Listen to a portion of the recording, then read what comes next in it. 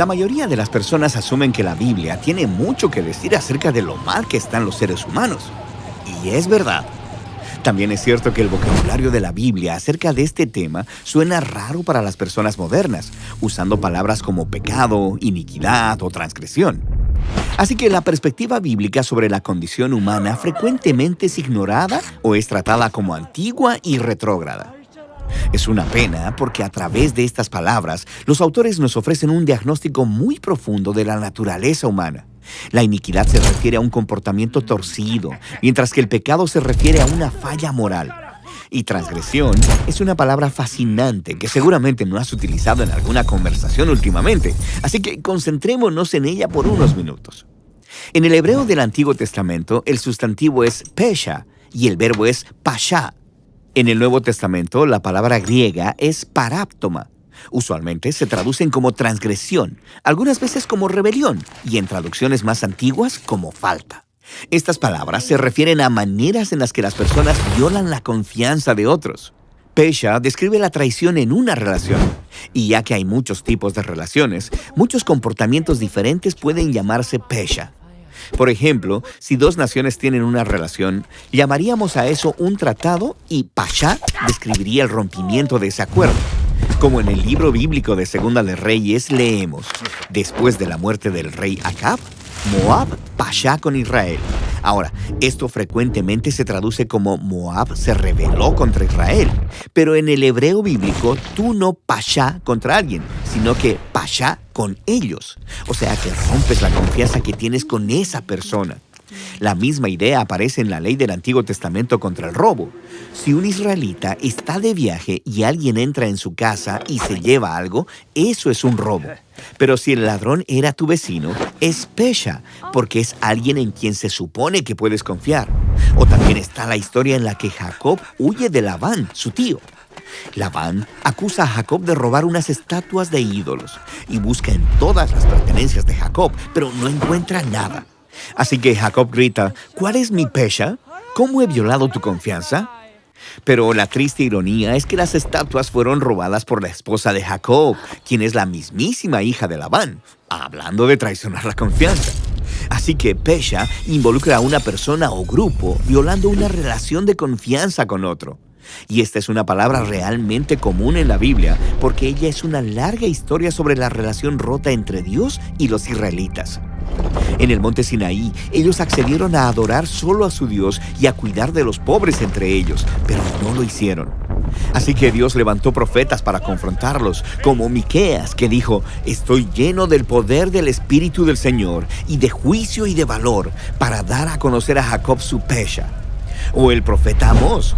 Él acusó a los israelitas de pesha, específicamente por idolatría y por vender al pobre por un par de sandalias. También acusó a otras naciones como a Tiro, quien se benefició capturando ciudades enteras y vendiéndolas como esclavos, o los amonitas por asesinar inocentes para hacer más grandes sus fronteras. Para Amós, todos estos son actos de pesha. Violan la confianza universal que existe entre todos los humanos, quienes están hechos a la imagen de Dios. Él vio a estos líderes ignorar o justificar su maltrato a los humanos en nombre de la seguridad nacional o de una economía más fuerte. Pero para Amós era una traición a la humanidad. Y tiene perfecto sentido que estos profetas asocien pesha con palabras como rebelión o mentiras. En el griego del Nuevo Testamento, el apóstol Pablo desarrolla este retrato de los humanos como los que rompen la confianza, utilizando la palabra paráptoma. Él nos recuerda la historia de Adán en Génesis. Adán significa humanidad en hebreo. En esta historia, la humanidad rompe la confianza con Dios y toma la autoridad para discernir el bien y el mal en sus propios términos. Pablo llama a esto el paráptoma de Adán, la violación de la humanidad de la confianza con Dios y con los demás. Y eso lleva a una complicada red de relaciones rotas y traicionadas que traen la violencia y la muerte. Pero para Pablo, esa no es la última palabra. Él dice, si la muerte vino a todos por el paráptoma de un humano, ¿cuánto más la gracia de Dios abundará para muchos por un hombre, Jesús el Mesías? En lugar de permitir que la humanidad se destruya a sí misma en rebelión, Dios levantó un humano quien permitiría que nuestro pesha le hiciera lo peor. Aquí, Pablo está tomando del retrato de Isaías del siervo sufriente, quien no cometería violencia ni tendría traición en sus labios, y que sin embargo sería contado entre los Pashá, llevando sus fracasos e intercediendo a su favor. Y esta es la sorprendente historia de la Biblia, que la respuesta de Dios al Pashá y al paráptoma de la humanidad consistió en Él mismo ser digno de confianza en nuestro lugar. Los apóstoles dijeron que en Jesús Dios tomó la responsabilidad de nuestra traición para poder tener un nuevo futuro y una nueva manera de ser humanos, el camino de la fidelidad, la confianza y la integridad. Esa es la clase de humano que Jesús fue y que es, y esta es la clase de humanos que Él quiere crear mientras conduce fielmente nuestro mundo hacia la nueva creación. Y esa es la fascinante historia detrás de nuestras palabras bíblicas para transgresión. Hola Iglesia del Rey, soy Miguel Martínez y hoy continuamos con los devocionales. Algo que me llamó la atención con el video que acabamos de ver es que el narrador dice o menciona que transgresión es una palabra que tal vez no hemos usado últimamente y yo creo que es así porque es una palabra, sí, no es habitual en nuestro vocabulario, pero lo que sí creo es que habitual es el comportamiento o esa actitud en nosotros. Voy a dar, o más bien voy a mencionar unos significados que encontré de transgresión y voy a mencionarlos despacio para que meditemos en ellos. Y entre estos está lo que es desobediencia, el quebrantamiento. Cuando hablamos de quebrantamiento es cuando rompemos una ley, sea esta espiritual o natural. Romper la confianza, traicionar. Incluso en el Nuevo Testamento encontramos que transgresión es desviarse del camino, salirse del camino original. Entonces yo meditaba en esto y más bien los reto para que ustedes antes de acostarse hoy mediten en lo que vivieron durante este día, desde que se levantaron hasta el momento en que se van a acostar. Mediten con quién se relacionaron en este día, sea la familia, en el trabajo, en el bus, si iban en el bus. Mediten lo que hablaron y puede ser que en algo de esto caímos. Es interesante porque mientras yo estudiaba este tema, varias veces en la semana caí en alguna de estas cosas y el Espíritu Santo me decía, eso es transgresión. Entonces inmediatamente me arrepentía y pedía perdón. Nosotros podemos ver a través de la palabra de Dios muchos ejemplos, nos vamos a encontrar muchos ejemplos de esto. El mismo video mencionó cuando Adán y Eva cayeron en el pecado. Eso fue transgresión. Ellos se desviaron del camino original que Dios les había trazado, rompieron la confianza. También otro ejemplo que podemos ver es en Judas. Judas también nos enseña la palabra que él traiciona a Jesús.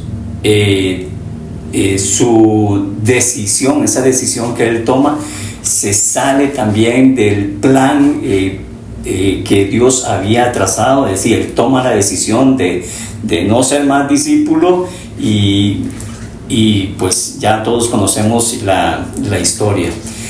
Otro ejemplo que podemos ver es en el rey David. El rey David también traiciona a Urías, un soldado leal, pero para cubrir el pecado en el que él cayó, porque cometió adulterio con la esposa de Urías. manda a Urías a pelear al frente y Urías es asesinado. El rey Salomón dijo en un proverbio: no intentes el mal contra tu prójimo que vive confiado ante ti. Entonces yo creo que es algo que debemos de meditar. Es un tema muy importante. Estamos tan familiarizados, estamos a veces tan cegados con la transgresión, que no vemos el daño que cometemos. Pensemos en un matrimonio que alguno de los dos comete adulterio. Eso destruye a una familia, destruye a los hijos. O pensemos en lo que se está viviendo actualmente en los países, los políticos que prometen cosas y no las cumplen, decepcionan al pueblo. Yo creo que es algo de meditar, de pensar, y es algo que no le agrada a Dios. Yo creo que debemos realmente hacer un alto, pensar y lo que hemos hecho en el pasado y realmente arrepentirnos. La pastora Sadie una vez enseñó el camino de santidad y me llamó mucho la atención, porque ella decía que durante el día nosotros podemos venir bien y un pronto otro subimos y bajamos y volvemos a tomar el camino de santidad.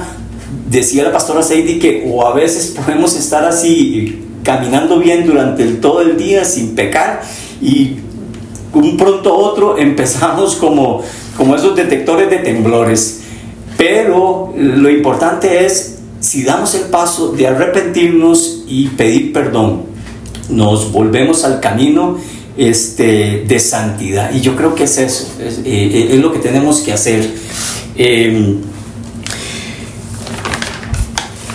Ahora que estamos claros con respecto a lo que es transgresión, quiero leer un par de versículos. El rey David dijo: mi pecado te declaré y no encubrí mi iniquidad. Dije, confesaré mi transgresión a Jehová, y tú perdonaste la maldad de mi pecado. Otra cosa que Jesús dijo, y también que tenemos que pensar mucho en esto. Jesús dijo: si traes una ofrenda al altar y recuerdas que tienes algo contra alguien, deja la ofrenda, ve, arregla la situación que tienes con tu hermano, y luego puedes entregar la ofrenda. No podemos nosotros otra vez ver tan liviano este tipo de actitudes, porque mucho daño, como decía al principio, mucho daño hacemos. También, por último, estemos apercibidos, del diablo, de sus maquinaciones, porque él va a estar buscando siempre una oportunidad para que el ser humano caiga en este tipo de cosas. Lo vemos otra vez en el ejemplo de Adán y Eva, cómo él se metió y hizo romper la confianza en Dios. Fueron expulsados del jardín, y no solamente fueron expulsados, perdieron todo el poder, perdieron toda la autoridad que Dios les había dado. Bueno, gloria a Dios por lo que hizo Jesús en la cruz del Calvario. Jesús viene y nos devuelve ese poder y esa autoridad. Entonces, vuelvo a recalcar, es algo que debemos de meditar. Otra vez pensemos en nuestro pasado, incluso el presente, el día de hoy, qué cosas he hecho que tal vez le desagradó a Dios, algo contra alguien. arrepintámonos y volvamos al camino original. Que Dios me los bendiga.